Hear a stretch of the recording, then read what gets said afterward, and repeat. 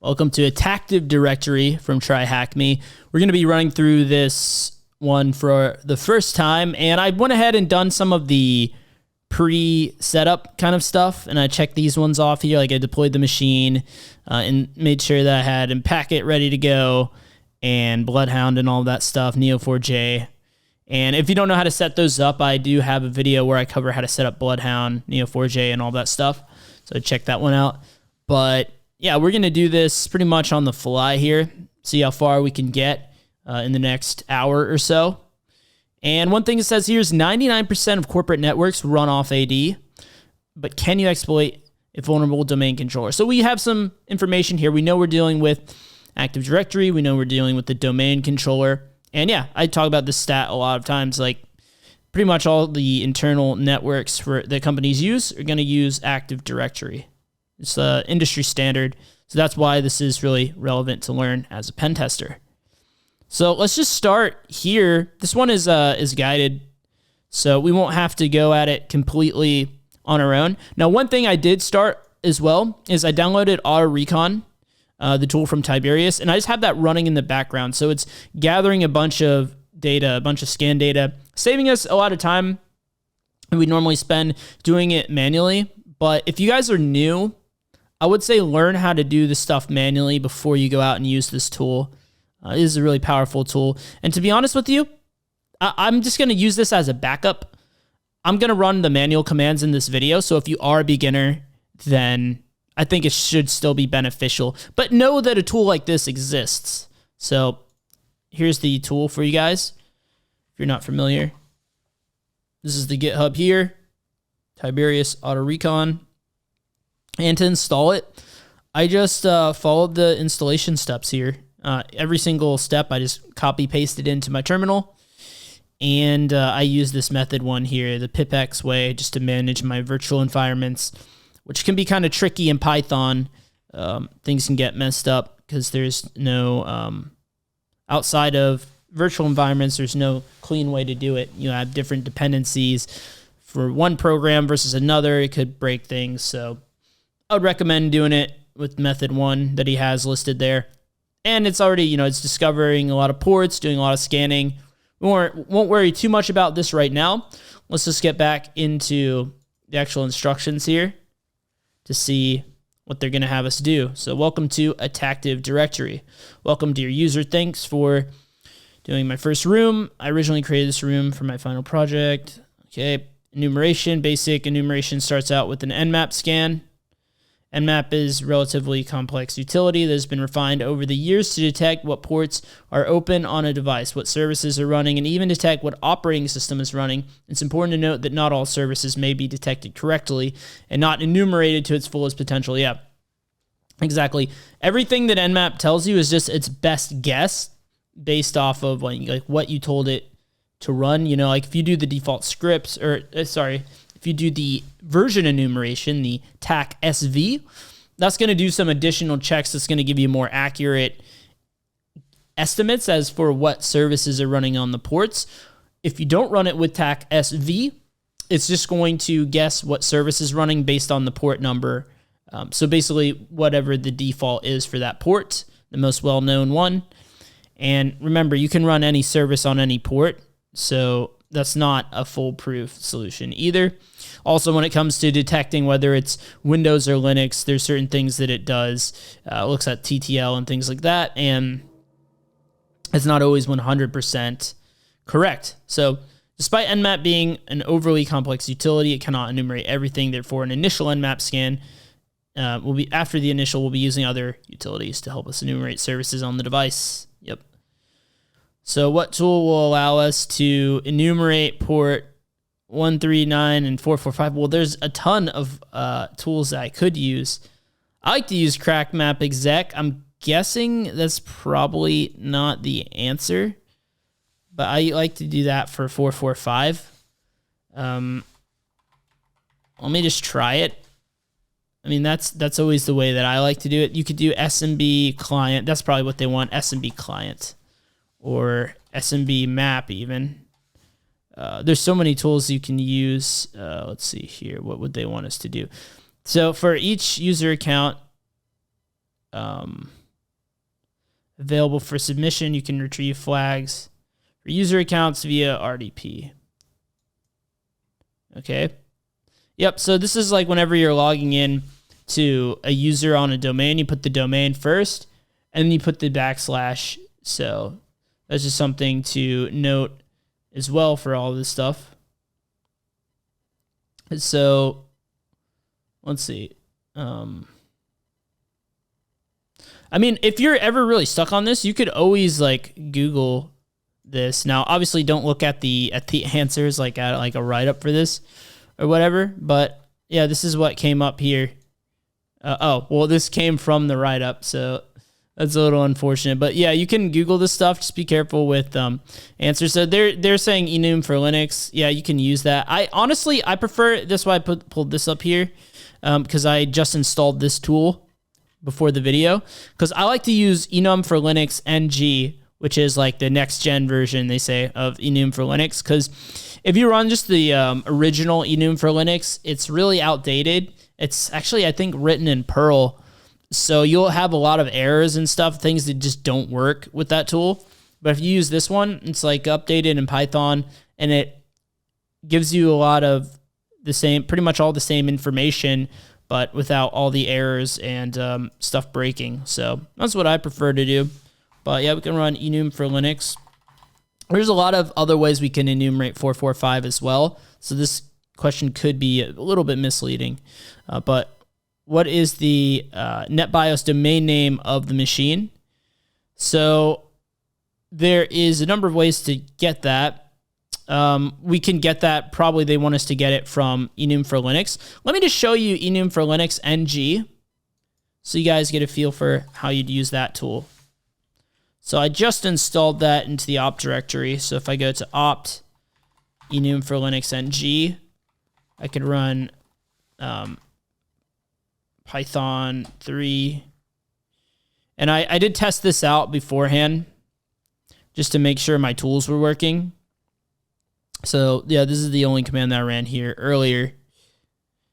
So we could just up arrow that thanks to ZSH. So what I did here was I just ran Python 3 enum for Linux NG with the TAC-A flag. If I show you what that is really quick.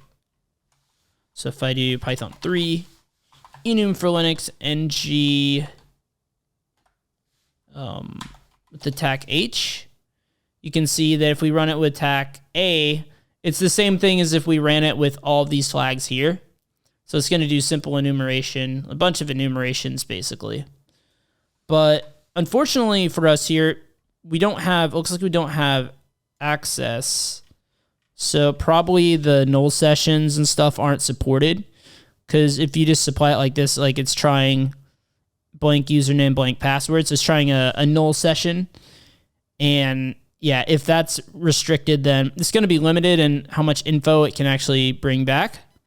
But what's going to be important for this question is this section right here, the domain information. So the thing that I would do here is I would add this into my host file or something like that, just to make sure we have it here in case we need to use it in the future. And another thing is that, let's see, for this question specifically, we need the NetBIOS domain name. So it'll be THMAD.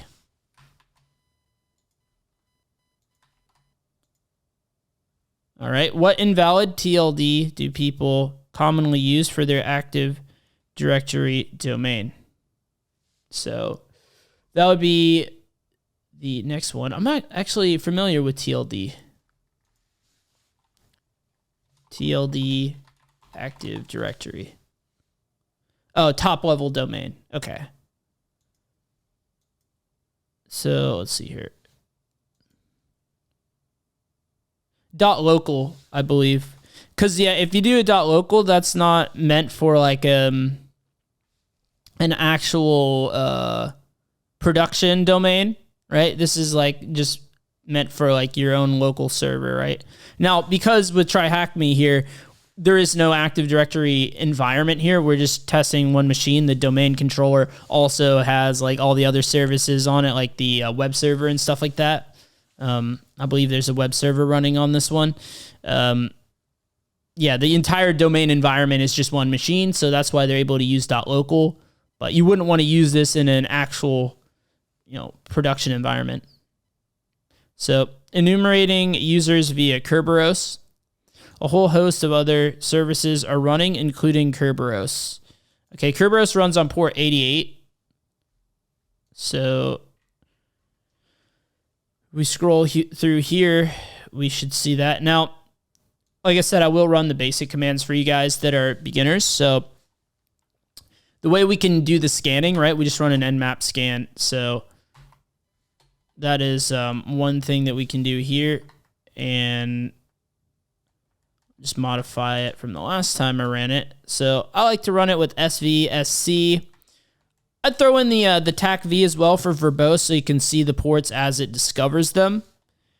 And now we gotta put in the IP address, and let's see here.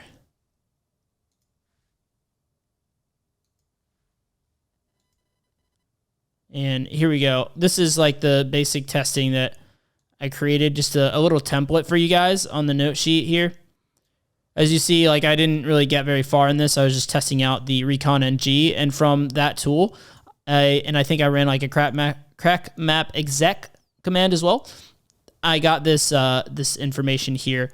This is how I would do it for like a note sheet. I typically like to come up with the strategy that works best for you.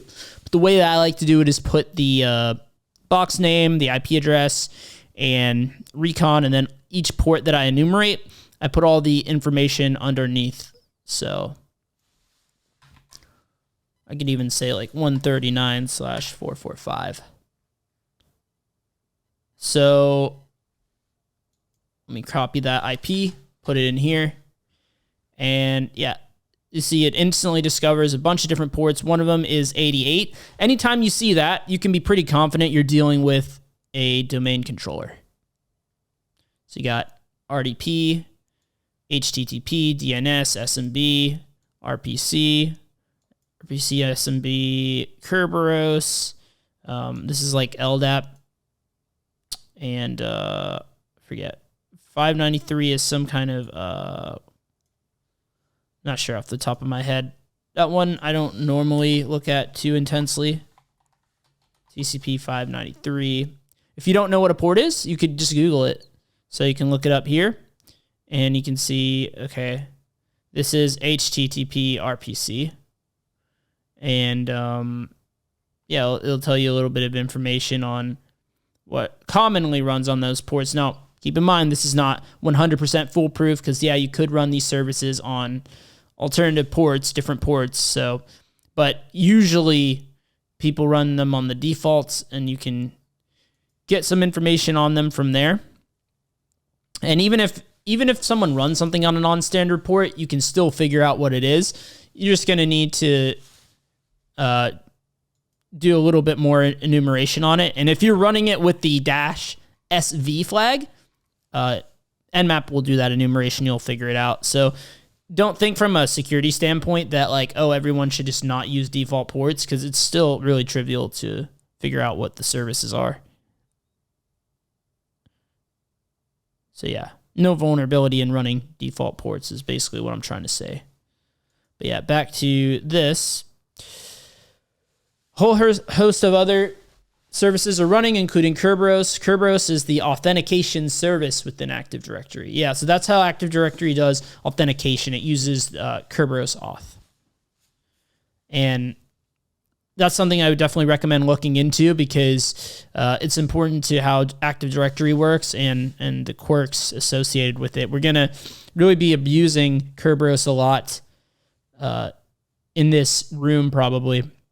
And if not on this box, definitely on other ones. So yeah, Kerberoot is a really good tool that we can use to try to brute force discovering users.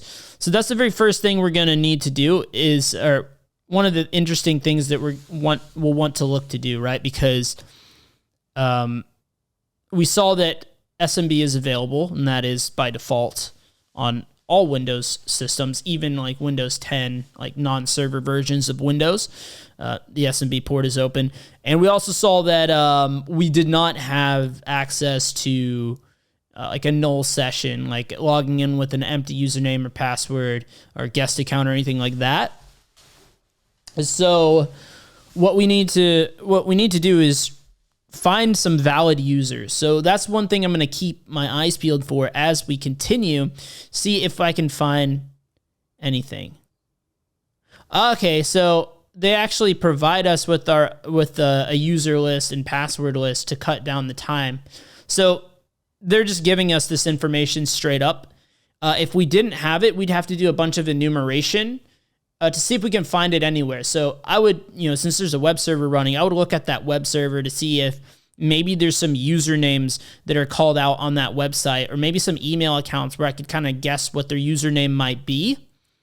And I would just start running that using KerbRoot to try to see if any of those users exist or not. So let me just get that one installed because I don't think I have it set up yet. I'm working off a new VM right now, so there's a lot of stuff that I don't have at the moment. Oh, looks like they have some pre-installed binaries for this now. The way I've always installed this was just using Go. But, I mean, I could probably... Let's see. And let's see. Let's just pull up this.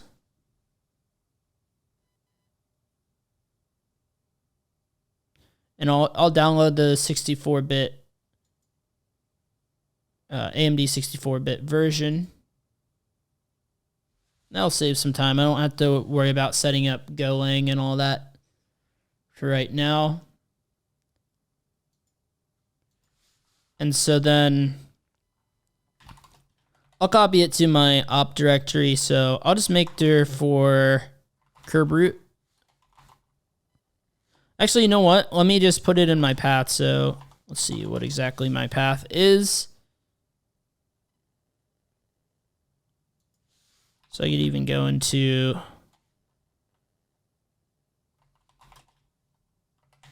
There's probably a cleaner way to do it than the way I'm doing it here. Actually, you know what? I could put it in my Go bin. Home Kali Go bin. Do I have... Oh, I have KerbRoot already. Perfect. That saves me some time. So I think, so that's in my path, which is really nice. But basically what I was going to do is just transfer this file onto my system and then either add it to path or just put it in one of my path folders, and then I can just run it. So now it doesn't matter where I am on the system. I can run KerbRoot from anywhere, and here's the tool. So it can do a number of things. It can brute force username password combinations. It can brute force user accounts to tell you if they exist or not in the Active Directory domain. You can do a password spray attack where you take a single, basically you take a single password and try it against a list of users. So kind of the inverse of like a brute force attack. Well, the way that we normally do brute force attacks, right, is like one user and a bunch of passwords is basically the inverse of that. And looks like my webcam is about to die here in a second. Unfortunately, it is running off battery, but I'll just switch over to my webcam. You'll see the green screen, but no big deal. We'll just keep rolling here if that happens. So user enumerate valid domain usernames via Kerberos. I said that wrong. So you're trying to brute force with brute user, you're trying to brute force a single user's password from a word list. So this password spray is the inverse of the brute user, and you can also enumerate valid usernames. This is what's going to be particularly useful for us right now. So let's just go back. Let's not get ahead of ourselves here, though. Close down out of some of these. So what command within KerbRoot will allow us to enumerate valid usernames? So we said it was user enum, I believe. And what notable account is discovered? Okay, so it wants us to do that, but we're going to need to take some of these files here. Oh no, it took me to a different page. So here's the easy way to grab this. I'm going to take the URL here. And let me go into my directory that I created for this, Attacktive and results. We'll go to loot, my loot folder. These were all created by Auto Recon. Yeah, it looks like my thing died. No worries there. One sec.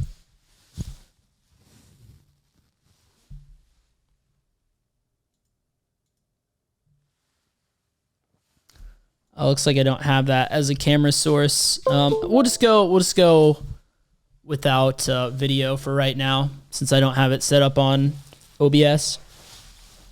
One sec, let me just turn the camera off. And yeah, we'll get back to it here.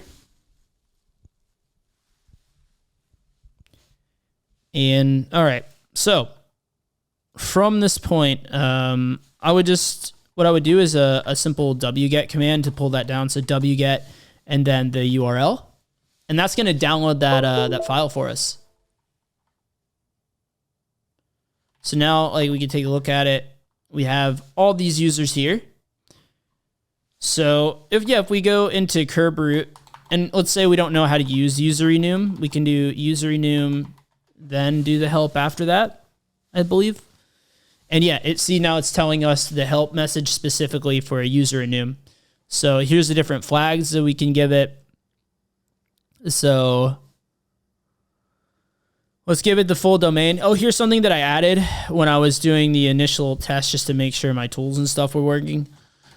I did go ahead and add that information to the Etsy host file. Let me just cat that out for you. So all I did is I added the NetBIOS, the domain name, and the fully qualified domain name, which were stuff that we got from enum for Linux, by the way, if you were unsure of that. So we're going to use the domain.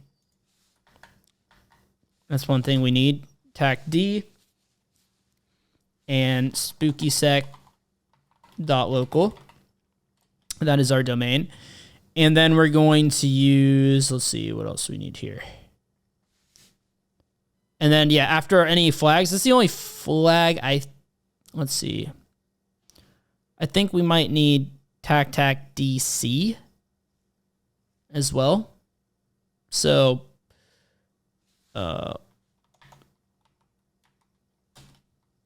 location to the KDC, should be able to put the IP address. And then I would put the actual username word list. So there we go. Now it's just going to go through all those users. And the way that it's doing this is actually doing a brute force of the, what's it called? RID brute forcing.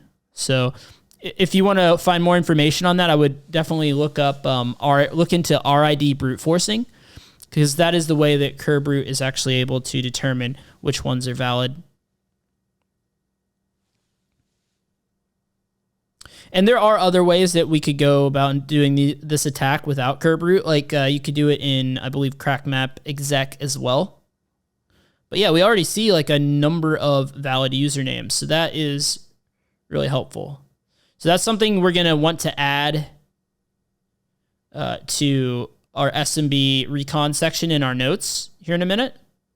We'll just let this complete first, though. And while it's running, let's just see what else it would like us to do. What notable account is discovered? Okay, so there might be one that's particularly interesting. Yeah, the service account. Oh, backup as well. And administrator. All these are really interesting to me. Really. I'm not sure which one it wants. SVC admin sounds really juicy because it's a service account, which to me means that we might be able to do some Kerber roasting down the line. Once we, let's see here. I could maybe kind of tell by the number of asterisks here. Not administrator, because that's way too many. Backup is usually a pretty good one as well. So we'll try like the SVC admin. Yeah. So yeah, service accounts are pretty interesting usually in Active Directory because they usually have a identifier associated with them. I believe a SID. And if you can get that and you have valid credentials, then you can do a curb roasting attack against it. And then if you can crack the ticket, you can get the password for this account. So another notable account, I would say backup. That's normally pretty juicy as well. So now we'll get into abusing Kerberos. So after the enumeration of user accounts is finished, we can attempt to abuse. Yeah, now we're going to do some as rep roasting, right? We can't do any curb roasting yet, or even attempt that yet, just because we don't have valid credentials. We need valid domain credentials first. But with as rep roasting, we can do this without having credentials. So I've covered this in some videos on my channel before, as rep roasting. Would check those out if you want a little bit more information than we might go through here. But we are going to be stepping through this attack, right? Essentially, the short version of it is that the user account does not require pre-auth set. Then you can abuse this attack in order to get the ticket. And then if the user has a weak password, then you'll be able to crack that ticket for the password. So just because this is not set doesn't automatically mean it's a vulnerability. It does not mean it's automatically a vulnerability. It's only a vulnerability if it doesn't have this thing set and it has a weak password that you're able to crack. Because if you can't crack the ticket, then it's fine. So that's something to keep in mind. So yeah, they're going to have us do this through Impacket get NP users. There are multiple ways to do these things as well. But yeah, this is the way I like to do it a lot if I'm doing it from a Kali Linux machine. Now, keep in mind, for those of you going for OSCP, you want to learn how to do this through Windows as well, because a lot of times you're going to be doing this through a Windows box. So keep that in mind. You want to learn multiple ways to do this, but just for getting started, Impacket, a good place to start. So we're basically going to run this against all the valid user accounts. So now that we have the valid stuff here, let me just go ahead and save this to my notes. And we can kind of strip out these usernames. I'll show you a way to... Oh, actually, it's not even done yet, is it? It basically is done. Now it's just doing the uppercase version of those. So I'm going to assume that this is pretty much all that there is here. So, yeah, I like to add this to... Let's see. Yeah, I'll just add this part here. And then what I'll say is valid usernames on the domain. Right, so one thing that I could do is just take this. And this is just my preferred way to do this. You might have your own. But let me just open a new tab and... So I'll create a file called users, or valid, yeah, valid.txt, whatever. Paste this in here. And now I'm just going to do a cut command. Or I think awk would probably be the best way to do this. So you could do awk. I always forget the command exactly. Let's see if I have it.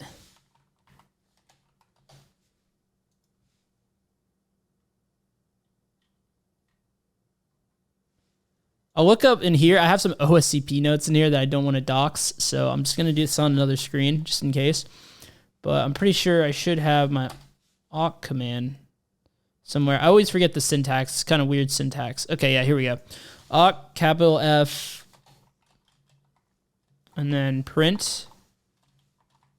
$3 three. Wait, let's see. 1, 2, 3, 4, 5. I think it should be $6. And then close this out. Oops, I got to tell it on what file. So let's just put cat valid. We'll just pipe it in.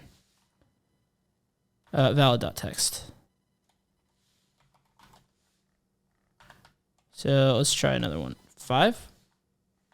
I think it's because there's multiple spaces. I know there is a way for sure to do this with awk where it doesn't care how many spaces. If it sees a space at all, it will account for it, consider it one space. Yeah. Wait a minute. Oh, I'm using the wrong field separator. That's what I'm doing. I need to tell it that the field separator is a space. So let's try that $6 again.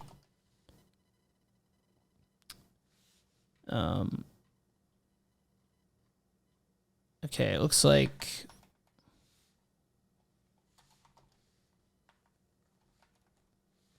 Yeah, I know there's a way to do this. It's kind of annoying me right now, but if I don't tell it, can it guess? Yeah, well, there's a bunch of different ways to do this. Let's just do, here's another way. I'm not going to worry about figuring that out for right now.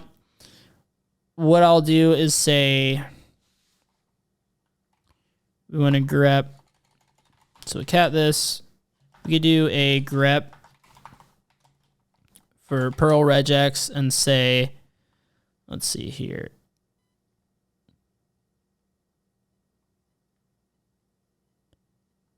So let's see. I could grep for like anything here at spookysec.local. Trying to think the best regex for that. So we could say A through Z. These are all lowercase, which doesn't really matter, but no numbers in here either. So that's fine. Yeah, I'll say A to Z. I think one or more times, followed by the @ sign, spookysec.local. Yeah, and that pulls out all of these for us. Perfect. Well, looks like it did miss. Oh, because there was one uppercase, but that was like the same thing. The same account, so I don't want that on there twice. But yeah, I could say A to Z or capital, and then that would grab the J there. But yeah, I will save this to users. Well, I think we have a users.txt. Let me just do this. Then I'll move this from here to valid. I can't, the reason I'm doing it like this is that I can't redirect this to valid.txt, or it's like kind of like a bug in Linux that if I do that, then the file will just be blank because you can't use something and write to something in the same command, in the same line, pretty much. So that's why I did it that way. But we have, now if I look at valid.txt, we have this, and now I can just do like a simple cut command. I'll cut field 1. We'll delimitate that by the @ sign on valid.txt. And now that just gives me this. So, yep. So now these are all the usernames, all the valid usernames on the system. I think I'm missing some stuff though. Oh, I am because there's that SVC admin. I didn't say that. I didn't tell it to allow the dash in. So that is something I should have included. I'll show you guys how to do that if you're curious here. But I'm just gonna manually add this for right now. But we could have grabbed this one for sure. Cause yeah, I forgot that had a dash in it. Basically, if we wanted to do that, what I would have added was the escape character so it doesn't think that it's like this special character here. And I would say the dash. So now if I look at this u.text file, one sec. What did I do? Oh, well, now I don't have the, my valid.txt is no longer these emails or this full line like it was now, because now it's just doing it against this file. But yeah, that's how I could have added that, just so you guys know. But let me just here, let me make sure I clean this up a little bit. So I'll remove this file here, and we'll take a look at valid.txt just to make sure everything's good. Yeah. Okay, so we finally have everything there. So what they want us to do is, do they want us to use that password to brute force? No, that's right. We're doing as rep roasting. So I should go ahead and grab that password list though as well, just because it might come into play later and I don't want to forget to grab it. So let's just do that right now. So same way as before, wget it down. And okay, going back to the instructions. I'm going to do some as rep roasting, save myself some time. I'm just going to look up my get np users command because the syntax can be a little bit tricky for sure. So get np users. This is one that I've ran quite a lot, but I like to reference previous commands to make things easier. Okay. Got it. So let's go ahead and run it. So you can do unpacket, get, and this is also finicky too. It matters which ones are capitalized. You have to type it exactly like this, and you'll know because it'll turn from red to green that, hey, this is a valid command in your path. And so then we give it the domain, which was spookysec.local. And you got to put a slash after that. This is why I said this is a very finicky command. And then you say dash users file. And then the users was valid.txt. So let's try that. So we do see, okay, yeah, we do see one here, which was the SVC admin. All the rest of these don't have the set, or have the set, right? It's kind of like a tricky thing. It's like doesn't have don't pre-auth. It's like a double negative, right? But yeah, this one doesn't require pre-auth basically. And that's why we're able to grab the ticket. This is the ticket right here. And we can go to a reference that I really like to use, hashcat example hashes. And we can search for that. There's a $23, so we could search for that. And that's how we know that this is a Kerberos 5 AS request pre-auth ticket here. So mode 7500. That's going to come into play when we try to crack this with hashcat, which I'm pretty sure is the next order of business, right? So 2 user accounts we could potentially query a ticket from. Which user account? I think one might have been like the KRB TGT, right? Which user account can you query a ticket from with no password? SVC admin, I believe, right? Yep. Looking at the hashcat examples wiki. Oh, okay. So I'm one step ahead. What type of Kerberos hash did you retrieve from the KDC? So they want me to list out the full name. No problem. We have that right here. I think it should be this full thing.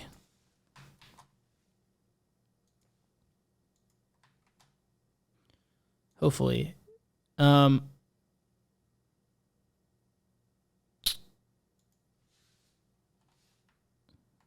Maybe without this. I mean, okay, so this is definitely Kerberos 5. This is where TryHackMe can get a little finicky, right? Kerberos 5.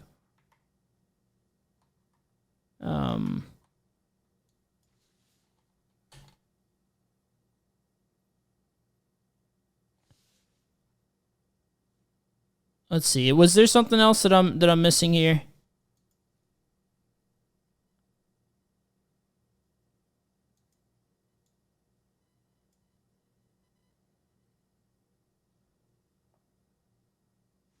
Let's see here. Kerberos 5. First one is Kerberos 5, and I think the end is like E-type 23, just based off of what I'm seeing here. E-type. This is E-type 23. This is Kerberos 5. This is maybe pre-auth. Let's try that. So no commas. Or maybe this is ASREC. Yeah, like this is how finicky this site can be sometimes. So just keep that in mind. We figured it out though. The hash mode hash is 7,500, and that was also from that wiki page. I think it was 7,500. Maybe I had the wrong one. Maybe I actually had the wrong one. Let me just go ahead and double check this here. So KRB as rep. So you want to look at the very beginning of the hash, and we have the $23. So KRB as rep. Yeah, we're looking at the wrong one. So yeah, that's my bad. That's my bad on that one. So let's just do KRB as rep. Let's just to make sure. Oh, KRB 5 as rep. So make sure, yeah, you want to copy like the very beginning of it. Usually, I tried to do a shortcut by saying $23. Well, there were multiple ones that have that $23. This was the one we wanted here. So basically, exactly this stuff here, but without the commas. So it's still kind of finicky and kind of weird because you can't just copy paste this. You have to remove the commas in order to get the right answer on TryHackMe. So it's actually mode 18200. Yeah, and this is one that I'm a little more used to seeing. This sounds right to me. So put this in. And yeah, so this is the one. So now we can use this to crack the hash with the okay, this is where the password list comes into play. So actually I got to go back and install it on my host system. I highly recommend if you're going to do any kind of password cracking, do it on your host system, not in a VM, because then you can actually use your GPU power, especially for those of you that, if you're a gamer or something like that, you got a good GPU, then let me just do a Control-A, Control-C, because there's a lot of passwords in this list here. So what I'm going to do is, let me just pull up to not like dox all my folders here. I'm just doing this on another monitor. I have it saved on my solid state drive, I believe. Yep. But yeah, basically you just go and download Hashcat for Windows. And that's where you can do all this stuff. Okay, so this is what I have right here. So I'm going to create a new file here. So new text document.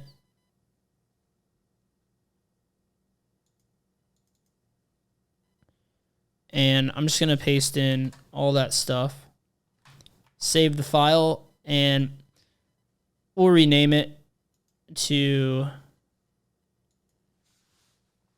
I'll just call it attacktive.text. Attacktive pass.text. And I like to just do a shift right click, open in Windows Terminal. And I just up arrow it because usually I run this a lot. Yep.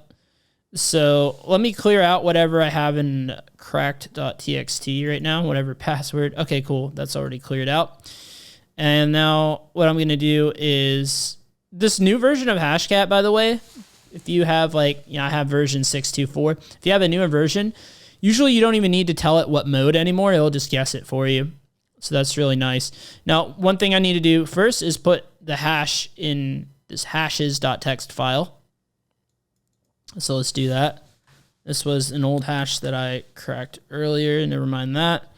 Now we just copy paste this here. So save this file. I can exit out of this. So now I come back here. I know this might be small. I kind of apologize for that. Here we go. Make it a little bit larger. Cool. So just like this, I'm just going to run this. I'll press enter. Oh, no, actually, no. We're not going to use rocky.txt. We're going to use the new password list that we created, which was Attacktive pass. So now we press enter on that. In auto detect mode, let's see if it can detect.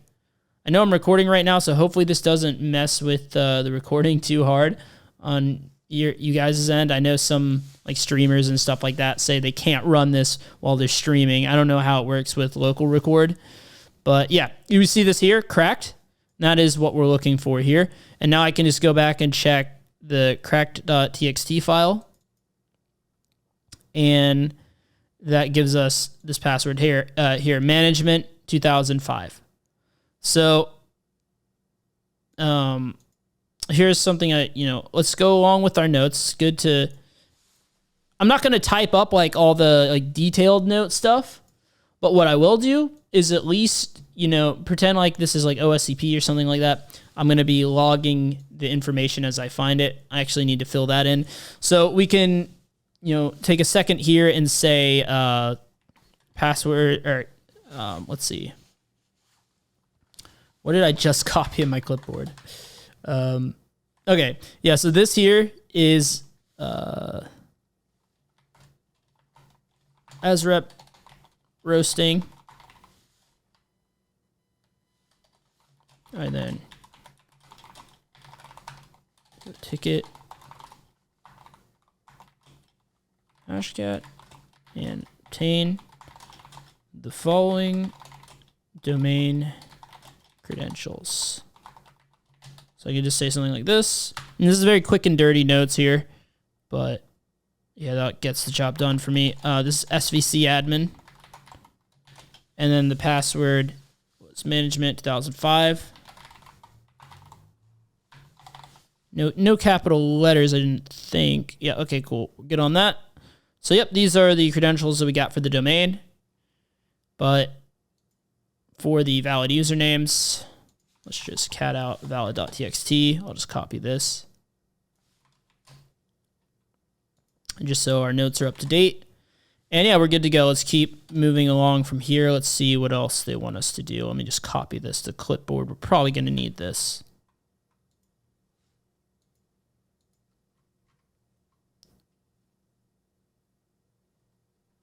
Okay, yep, put this here.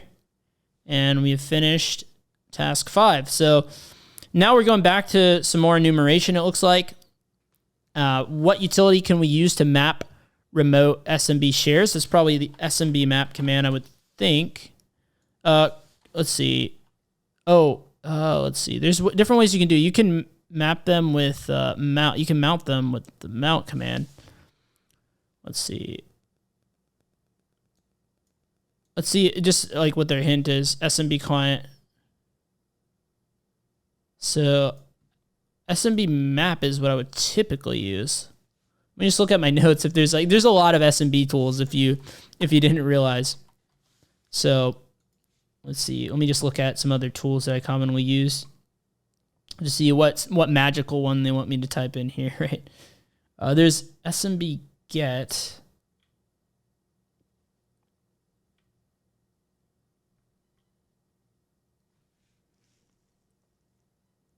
I think crack map exec can do it as well. Probably. It can do a lot of things.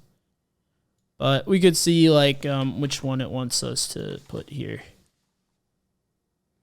Yeah, and that's the only problem. If you do like a very popular machine, you're gonna see like all I see are walkthroughs. So maybe you don't really want to Google stuff on this box. It's not SMB client, is it? You can do it with SMB client as well. Oh, so the hint was the answer. Okay. I didn't think they wanted me to put SMB client. You can, yeah, you can do this with SMB client, SMB map, SMB get. You can get files from as well. You can mount the SMB share using the mount command as well. There's a lot of ways you can do this. But which option will list shares? I think that was it just dash capital L, I believe. Yeah. So how many remote shares is the server listing? Okay, so now that we have these valid credentials, we can actually run this stuff. So we can do SMB client. If you don't know what the flags are, you can just run it with a TAC-H command first, and that will tell you, what your different options are and stuff like that. So the way I'll do this is SMB client, TAC capital L, and you got to say 2 slashes here, and then the host name. I think it's fine if I put the IP address. We could use like spookysec.local or whatever we put in our Etsy host file as well, if we want to do by like a host name or something like that. And now let's see, we can do, and I'm referencing my notes here. I'm not doing this off the top of my head. You can also look in here too. This is a little bit messy looking, but see, this is for user, and then there's a P for password, I believe, or no, actually, you don't. Yeah, it's really weird. The syntax on this is really weird compared to most commands you would run. But we could do this, no space. We can do svc admin, and we could do a %, and then the password management 2005. This should work.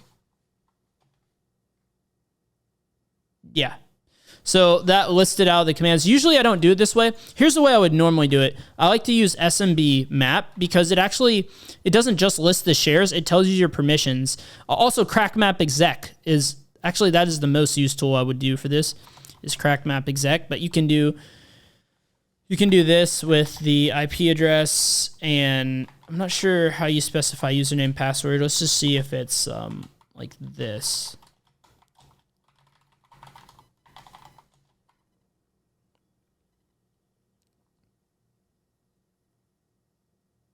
Looks like the syntax might have been correct there.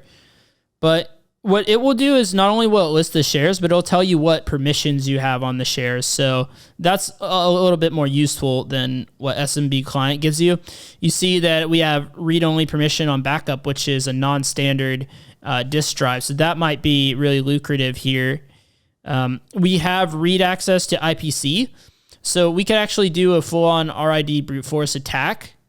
And what that will allow us to do is discover all of the user accounts.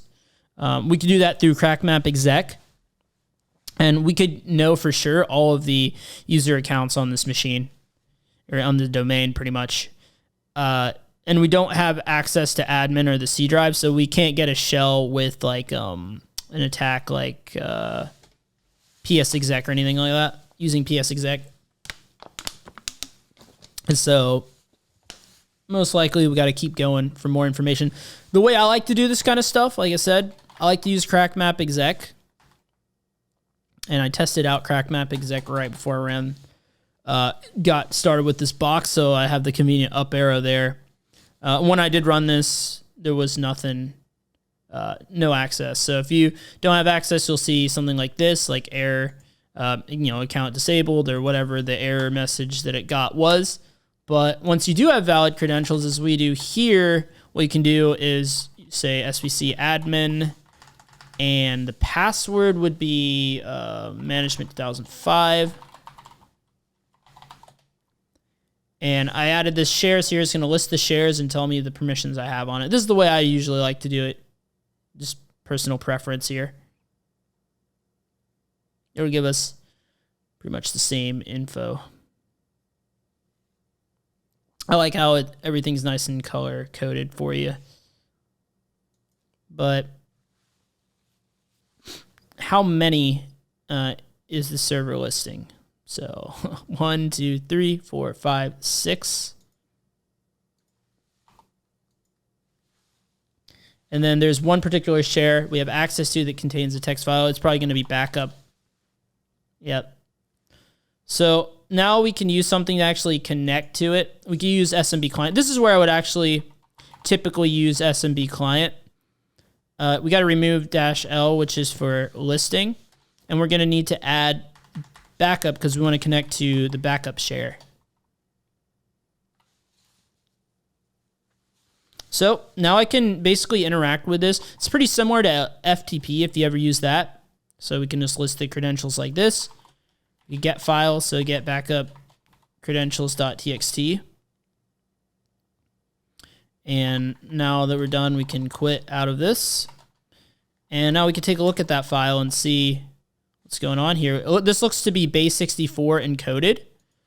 So we can decode that from the command line with base64-d for decode.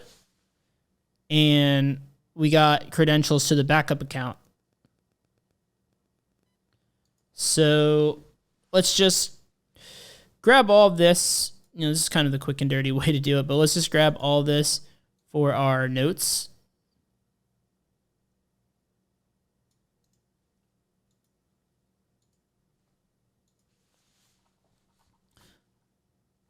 So SVC admin has read access to the backup share. The backup share contains a text file with credentials to the backup account.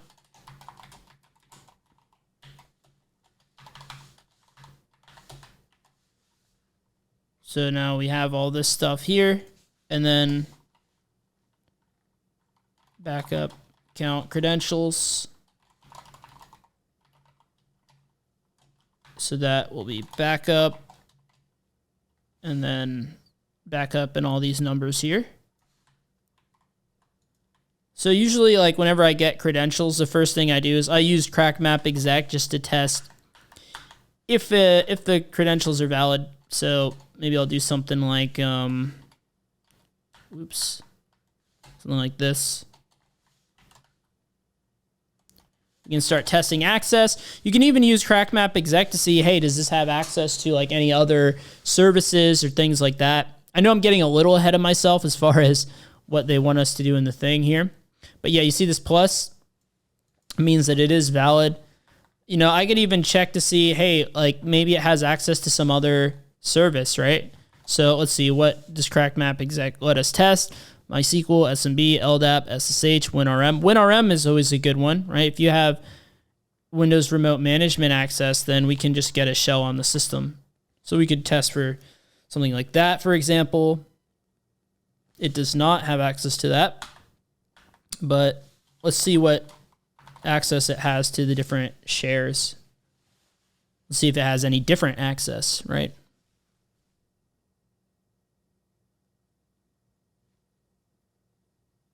So just give that a minute. And while we're waiting on that, here we go. So this one actually, interestingly enough, does not have any permissions on its own share pretty much, or on the backup share, right? So nothing too interesting here. So we'll just see where they guide us from here. So what is the content of the file? So we're going to have to back up a little bit for that. I wonder if they want us to give us the base64 encoded the content before we decoded it, probably. Yeah. And then you decode it. What are the full contents? So we use this command here to do that. And we got these contents. All right. We are nearing the end here. And we're approaching that hour mark. I think we should be able to finish this one out, it looks like. So let's sync up. Now we have user account credentials. We may have more privileges on the system than before. The username of the account backup gets us thinking. What is it used to do? Yeah, so it's used for backups, right? A lot of times that needs special privileges. So usually it has like some like both read and write access. Usually that's very useful for us as an attacker for obvious reasons there, right? So this is a backup account for the domain controller. This account has a unique permission that allows all Active Directory changes to be synced with this user. Okay, so yeah, where they're probably leading us here is we're probably going to want to run a collector agent and then start grabbing information and bring that into Bloodhound to see what special permissions this account has. maybe it's actually going to skip out on that for us. It's going to do that for us. But that's what I would do at this point, right? At this very point, like we're going through here, doesn't have any additional share access, doesn't have WinRM. I would use Python Bloodhound and pass in these credentials from my Kali box to start enumerating a bunch of the domain configuration stuff. It'll run a bunch of PowerShell commands in the background by, what is that? That one module. I forget what it's called. PowerSploit, is it? I always get confused between PowerSploit and the other one, PowerUp. Yeah, PowerSploit. I think it'll run a bunch of PowerSploit commands, in the background, which will gather a bunch of information on how, like, all the domain information, and we could import that into Bloodhound, and we could see, how, what permissions any of our accounts that we compromise have. And probably this backup account has some special permissions that we could use to escalate our privileges on the domain and become domain admin, which is our goal in this challenge here, by the way. So, well, I'm assuming that's usually the goal. So, well, it is the backup account for the domain controller. This account has unique permission and allows all Active Directory changes to be synced with this user account. This includes password hashes. So I believe this is the DC sync rights. I believe that's what it is referring to. So it has DC sync. That's something I would look at. What is DC sync? Simulate behavior of a domain controller via domain replication. I could be wrong, but that's kind of what this is sounding like to me. So with that being said, we have all the information. We have all that information available to us on this account. So we can simply use secrets dump. And I know a lot of this stuff, it seems like they're kind of glazing over it. Like replicating directory changes, replicating all these changes here. Okay, replication synchronization, that's what this is. So it might be something slightly different. The best way to tell is if we imported this into Bloodhound, and Bloodhound would tell us exactly what command we would need to run to exploit this. Now, usually it tells you in PowerShell, so it wouldn't have the secrets dump command here. But if you understand what the PowerShell command is doing, then you can kind of work backwards from there and see if there's a tool, a Linux tool that can do the same thing. So what this is going to do is it's going to dump all the password hashes for all the accounts on the domain, which we have all of that stored and accessible to our account because we're the backup account, and we have these special permissions here where we've replicated all of this information. So once we have the hashes, a lot of times that's all you need to fully take over a Active Directory domain, because you can use patch the hash attacks. Now we can try to crack those hashes and maybe we can obtain the credentials, but even if we don't, we can just pass these hashes and authenticate to most of the services on here, because that's just abusing how Kerberos works. That's not even a vulnerability. That's just how Kerberos works. So that is why some of this Active Directory stuff can be pretty wacky, right? So what method allowed us to dump ntds.dit? So this is the file that we're using to obtain these password hashes. So what method? Let's see exactly what they mean by that. But we could go ahead and do the secrets dump command. Let me really quickly look up what the exact syntax was, because again, like you'll notice with a lot of these in packet commands is that it can get a little bit weird, like on the syntax with some of this stuff. So yeah, I would just keep that in mind.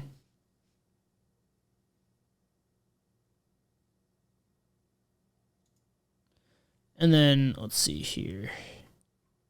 So yeah, they're going to want us to, like, once we grab that administrator hash, then there's all kinds of stuff we can do. We can even use psexec in order to get full-on system access, if possible, to the system.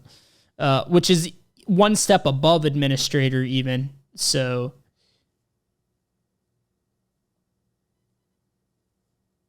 yeah, let's just go ahead and run the secrets dump command. And let's find out what method it wants us to use. If I run in packet secrets dump and then with the help flag, -h. We actually might be able to find that information there.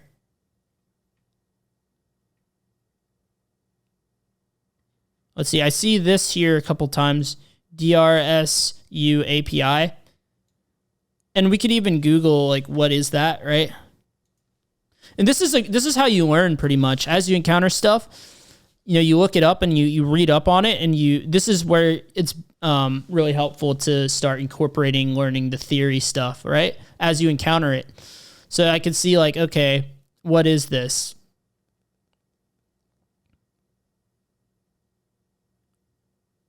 Often needs the existence of more than one domain controller for Active Directory. For keeping environment with more than one DC consistent, it's necessary to have 80 objects replicated through these DCs. Microsoft API implements such protocol. Okay, so this is a protocol for like domain replication. So this is what it's short for, Directory Replication Service. Not sure what the U is, and then API. Yep. And then obviously it's up to you how far in depth you want to go on all this stuff. So yeah, it looks like I was right initially. I was correct, I believe. This is a DC sync. We're abusing DC sync here. We have DC sync privileges on the backup account that we've compromised. So we're abusing DC sync. So we can, let's try that as the answer. Okay, great. And now let's just run the impacket command, and I'll get the user. I think I clicked off that page. All right. So I'll clear my screen here. I'll just up arrow, and then I'll add on to this command. And you need tac DC, tac IP, and then we'll put the IP address of the domain controller. That's one thing that is always required with this. And we also will need, this is for a different service. Oh, I know why. So I need secret stump. Here we go. Okay, yeah, I was looking at, I think I might have been looking at the wrong one.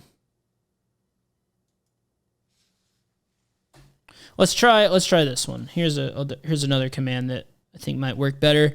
So we'll do spookysec.local, which is the domain name, with the slash. And now we do our username password. So backup and then separate it with a colon. And what was that password? Let me just grab it through here so I don't have to change my note sheet page that I'm on. Grab that, put that in there. All right. And for good measure, we'll surround the password in single quotes. That's what I did in this previous command here. And then I'll say @, and now I'll put the IP address of the domain controller. And looks like I ran it with just DC before. So let's try this. All right, looks good so far. Yep, there we go. And we have now dumped all of the password hashes for all the accounts that exist on the system. And if we would have done that full-on RID brute force, we would have discovered some additional accounts here as well.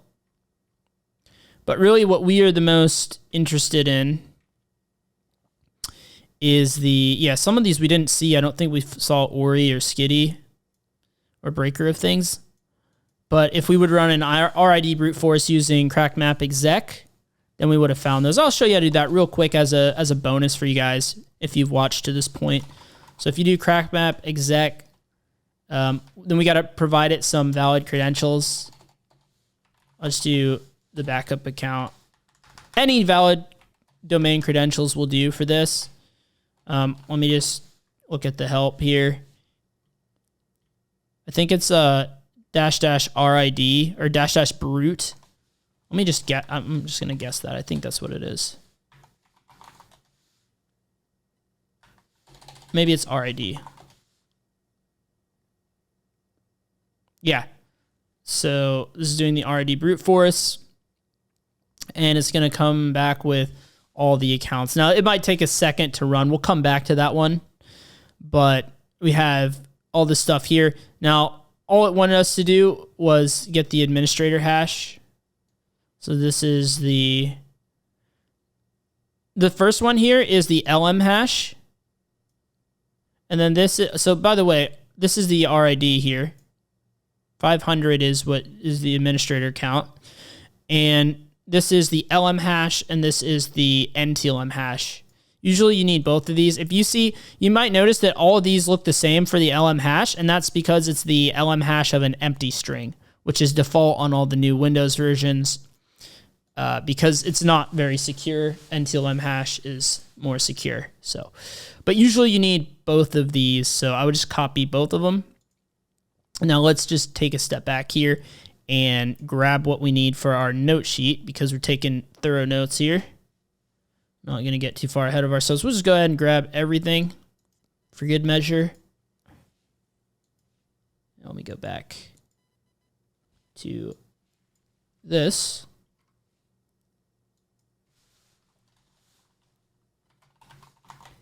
Additional enumeration reveals that the backup account has DC sync rights. We then abuse that to dump all of the password hashes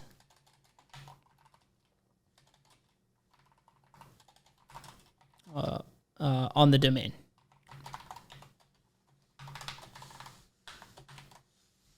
And then we'll have this here, and yep, that'll give us some stuff here.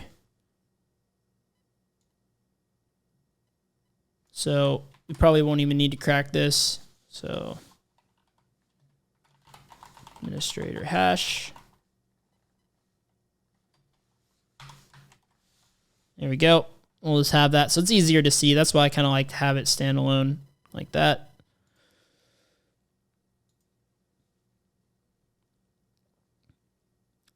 So NTLM hash. So they specifically asked for the NTLM hash in this one. So they just want the second part.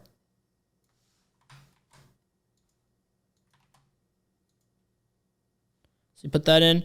What method of attack could allow us to authenticate as the user without the password? Pass the hash. That was what I was talking about earlier. Using a tool called EvilWinRM, what option would allow us to pass the hash? The attack H option. I think it's capital H. Yep. So I think they said, well, yeah, I could go back and get the flags. Well, if I go in for the administrator, I could do this quickly. Let's just use EvilWinRM. They said we can use RDP as well. Oh no, I might not have EvilWinRM on this machine. Let's see. Do I have X3 RDP? I do. Let me just look up my X3 RDP command.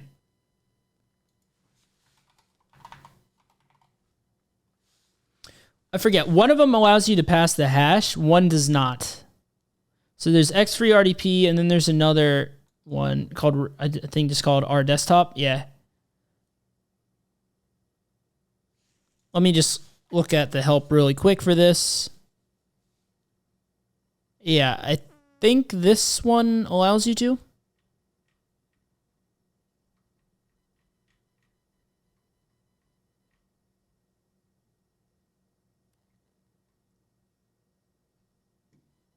That's for height. So -8 or /H is for height.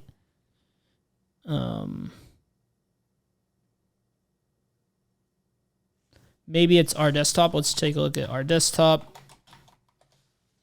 Because, yeah, I know for a fact that one lets you pass the hash and one doesn't.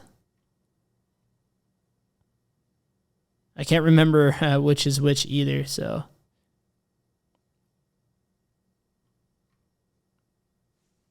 I mean, I can just Google that real quick. Pass the hash, RDP, Linux. Linux.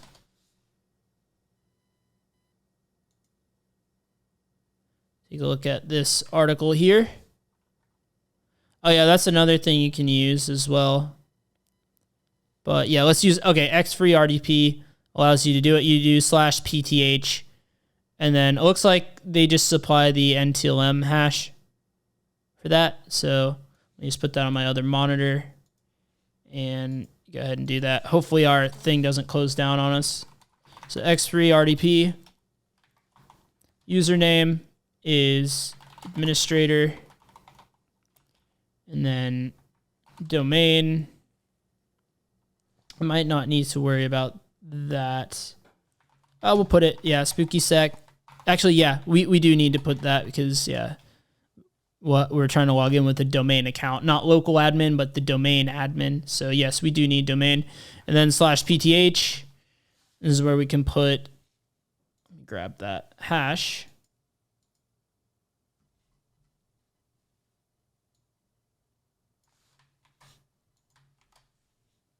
Okay, what's next? And then we can put the IP address, 49.133, right? And so there's one other command that I like to use so that it's big enough for my screen. Let me just grab that one really quick. X-free RDP. Let's see here. Yeah, I like to supply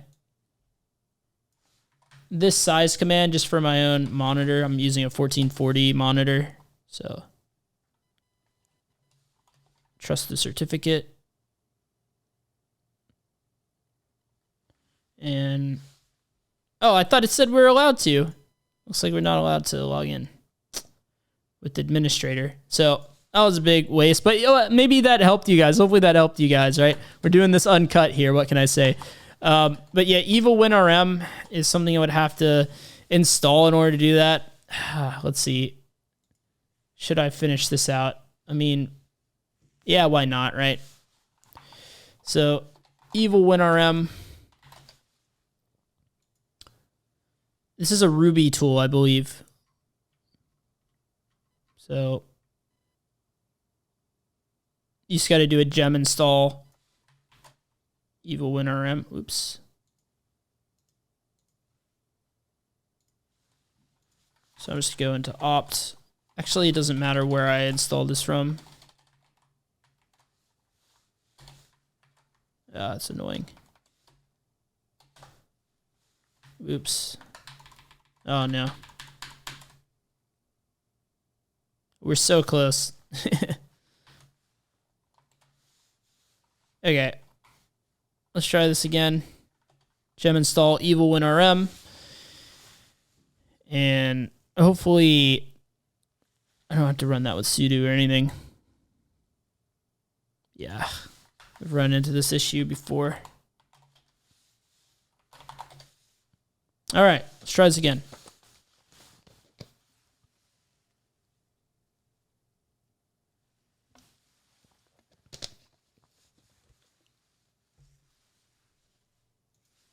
All right. Hopefully it's in our path. It is. So we should be able to, one thing that I like to do whenever I have this stuff, right? You can even test your credentials for pass the hash on here as well. So I think if you give it this, I'm just showing you a bunch of different ways to do things at this point. Let me grab the hash. So usually you want to test this out. Usually the administrator account will have access to, and it doesn't matter what's capitalized, I don't think, in Windows. Yeah, usually administrator has WinRM access. Thought it was this. Maybe I'm wrong. Let me just add help.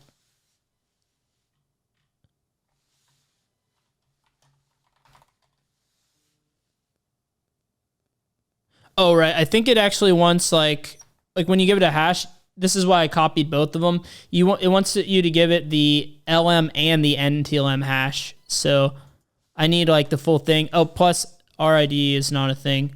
I could try it like this. I think it's going to tell me it needs like the full thing though. Let me get rid of help. I'm pretty sure that's how this works. Oh, no, I think it might be okay. That's good. Some tools require both, some don't. So it really depends on the tool. Yeah, Pwn. So we do have WinRM access. So now we can just do evil WinRM. And let me just look up the last command. Actually, no, this one is really simple, I think. I think it's just user administrator and hash like that. And I'll try it with both. We'll see what it says. And then you give it the IP address. I think it's actually that simple. Invalid hash format, so let's try it with just NTLM. And, oh, okay, yeah, you got to do -i IP address.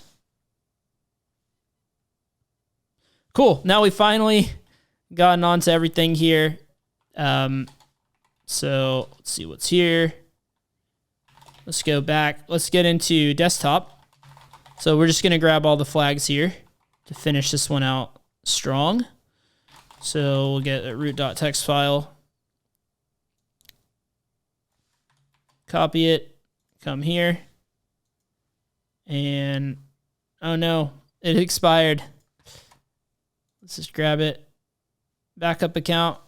We still have our shell though, it seems, so that's good. Oh no, it's gonna hang on us now. Okay.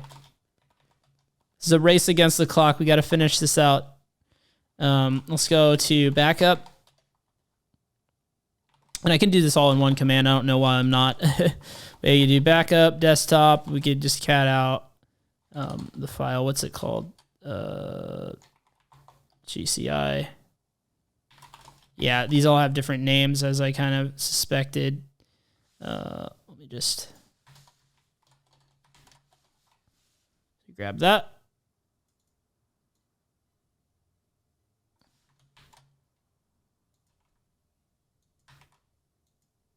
And then we'll get that SVC admin as well.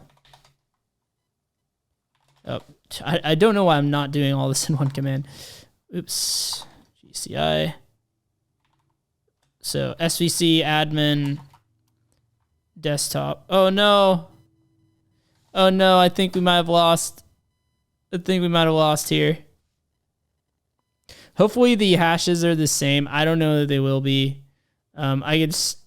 You guys get the idea. I'll end the video here. All I had to do basically was go into that last one and into the desktop, read the flag.